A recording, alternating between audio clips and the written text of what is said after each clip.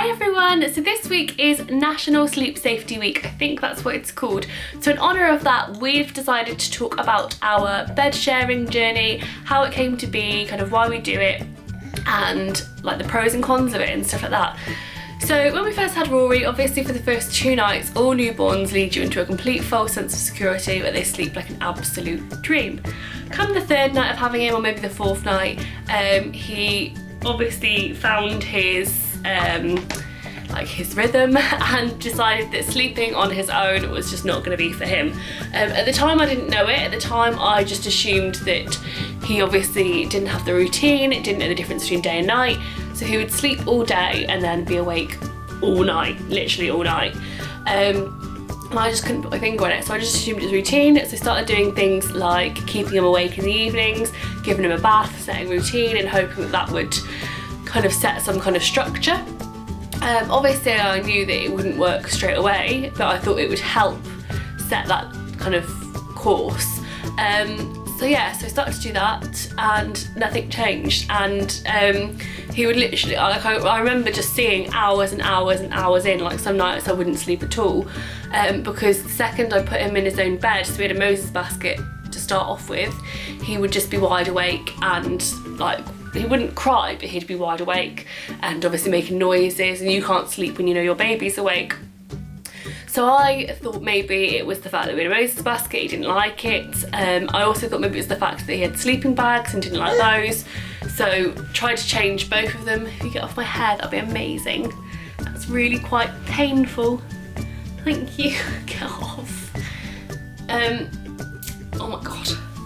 Yeah, so initially swapped him from a sleeping bag to blankets, which I was really nervous about because obviously you hear a lot in the hospital about blankets and stuff. Kept him in his Moses basket, he still didn't like it, still didn't settle. So bought the Chico Next to Me crib. Hang on, let me just sit back. Yeah, bought the Chico Next to Me crib. Again, he didn't like it, he would just stay wide awake, and I couldn't believe it because he was obviously close to me, he could see me. But there's a clear temperature difference between the Chico Next to Me and being as close to me as possible. So every time he would go to sleep and I transferred him in, he just wasn't stupid enough to realise I hadn't moved him into a different bed. So I would stay awake for hours and hours and hours, and Rory would only sleep on my chest. So I would try and stay awake with him on my chest and then transfer him into his own bed once he was in a deep enough sleep. Sometimes I'd be successful, but most of the time he would just wake up and we would go through the whole process again. It was getting to the point that we were about 2 weeks into doing this where it was getting dangerous, and Rich kept waking me up where I had like fallen asleep winding him, so patting him like this, and he had just like hunched forward because obviously I'd fallen asleep. I was no longer supporting him and he couldn't support himself, and he would just be head first in a duvet.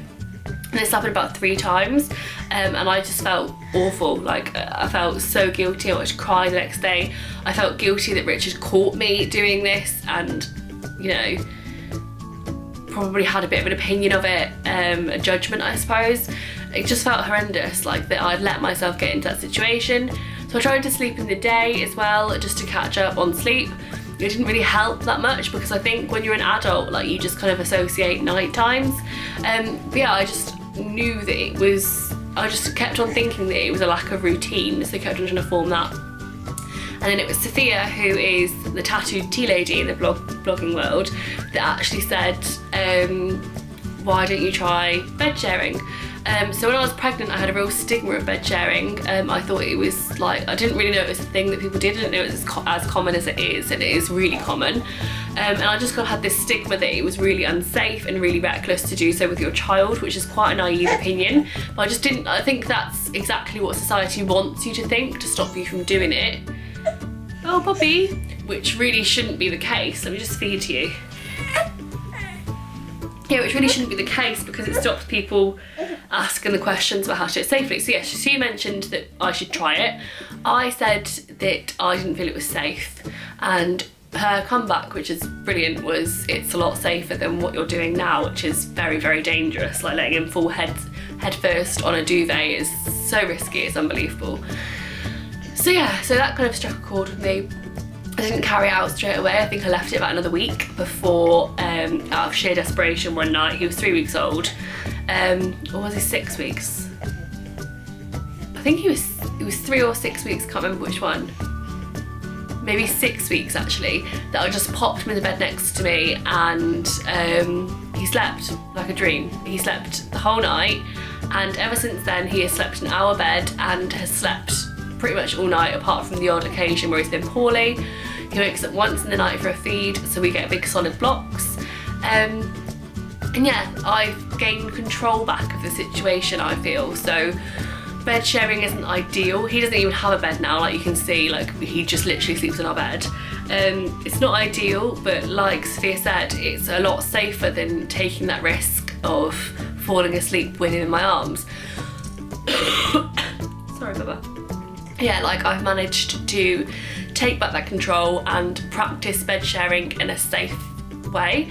So it's not ideal, but it's, like she said, it's safer than what we were doing already. So that's kind of our story. When it comes to transitioning him in the cot, I have no plans of doing so until he's 6 months anyway, and he's only 4 months at the moment. I don't know how well it's going to go. He sleeps in his cot at the moment for nap time, so he's okay with it. But yeah, I have no idea how it's going to go. And to be honest, I really like the arrangement. I really enjoy having him close to me. I really enjoy the cuddles that it brings. I really enjoy the security and knowing that he is happy and feels content. But yeah, it doesn't come with its it doesn't come without its downsides, is what I'm trying to say. So the cons of bed sharing are, you know, it's not ideal. Obviously there's people are of the opinion that it can start bad habits, which I'm sure it can. But Rich's 7-year-old also would sleep in our bed if she could. So I think that's just a child thing. Like, no one really wants to sleep alone, do they? You know, as adults, you buy a double bed because you want to sleep with your partner, so no one really wants to be alone. Yeah, so that's a negative. Obviously, if not all parties are on board, it's not ideal. Rich is kind of in two minds. Like, he likes the fact that he gets to sleep, but obviously I think he doesn't like the fact there's a baby in the bed all the time.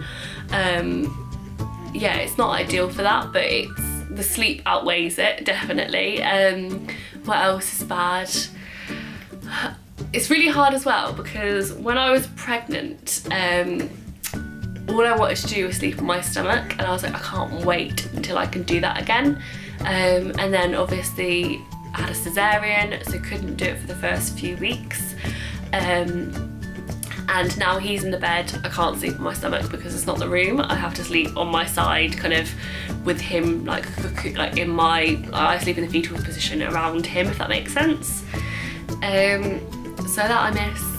I won't drink anything at all. I haven't really had a drink since I've had him, just because, especially like later on in the, I'll drink like maybe at lunch if I was out for an occasion, but I won't drink in the evenings just because I don't want to risk sharing a bed with him and drinking.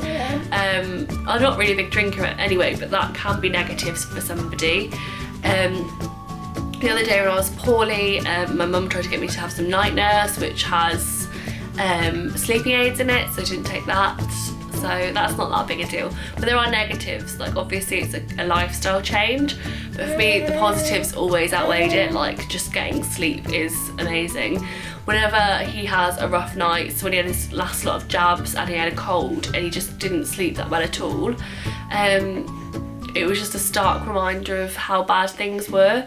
And I don't know if I've got it in me to go through that again, which sounds pathetic, but I know, like, obviously being a parent, you're set to have bad sleep for the rest of your life, but you know what I mean. So that's kind of how it came to be for us, and the more I talk about it, the more people I find are also bed sharing, but they're just too scared to admit it because there's such a judgment around it and so much stigma, which really makes me sad, because I'd never wanted to tell the health visitor that I was bed sharing, but actually I should be able to, so that she can give me access to the information to do it correctly and safely. So that's really sad that people have that fear. So anyway, the night that we decided to bed share, I literally just googled the Lullaby Trust's safe guidelines and how to do it. Obviously they don't recommend it, like they would rather that the baby was on his back, like in his own bed, But if you're going to do it, I think that you need to know how to do it safely. I think if you're going to do it, you're going to do it anyway, so just practicing it safely is best. So the safest ways to do it are to put the baby on your side of the bed, you sleep in the middle and your partner sleeps on this side. The mother tends to have more of awareness of her child. Like Rory, I know when Rory's gonna wake up for a feed just by his movements before he's even cried, like before he's even awake. I just know he's about to wake up, so I will wake up ready for him to wake up, if that makes sense. You're just way more in tune with your child. You sleep a lot lighter and you're just more aware of what's going on. Put the baby on the outside of the duvet and keep the duvet at like waist level. So I often will wear a jumper to bed just to keep warm.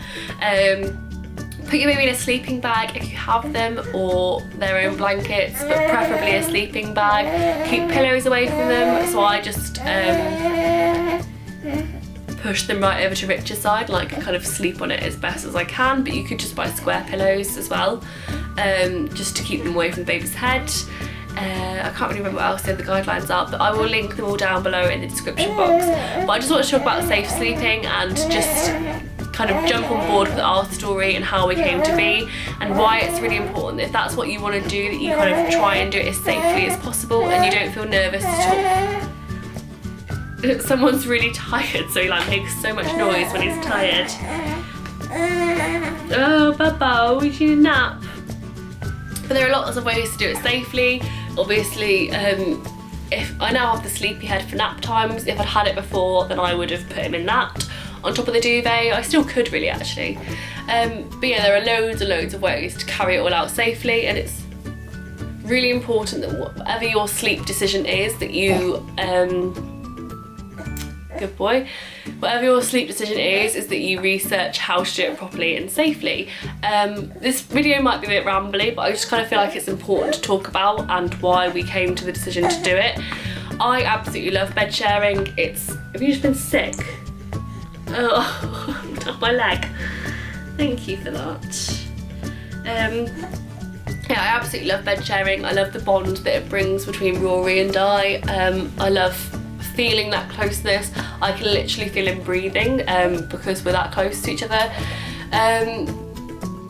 Oh, the theory of rolling as well, just quickly. I've never ever, thanks for having me, I've never ever woken up in my sleep in a different position, so I know that I don't roll and I sleep in the fetal position.